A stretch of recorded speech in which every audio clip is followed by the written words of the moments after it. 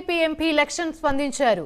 జమిలీ ఎన్నికలకు కేంద్ర కేబినెట్ ఆమోదం తెలపడం శుభ పరిణామమని లక్ష్మణ్ అన్నారు. స్వాతంత్ర్యం వచ్చిన తర్వాత దేశమంతా ఒకేసారి ఎన్నికలు జరిగాయని తెలిపారు. తర్వాత పరిణామ క్రమంలో పలుసార్లు ఎన్నికలు నిర్వహించాల్సి వచ్చిందన్నారు. ఇక జమిలీ ఎన్నికలకు అన్ని పార్టీలు సానుకూలంగా స్పందించి బిల్లుకు మద్దతు తెలపాలని కోరారు లక్ష్మణ్. నిమిత్తము యూనియన్ కేబినెట్ ఆమోదం వ్యక్తం చేయడం శుభపరిణామం. నేను హృదయపూర్వకంగా మోదీ గారికి ప్రత్యేకమైనటువంటి ధన్యవాదాలు, శుభాకాంక్షలు.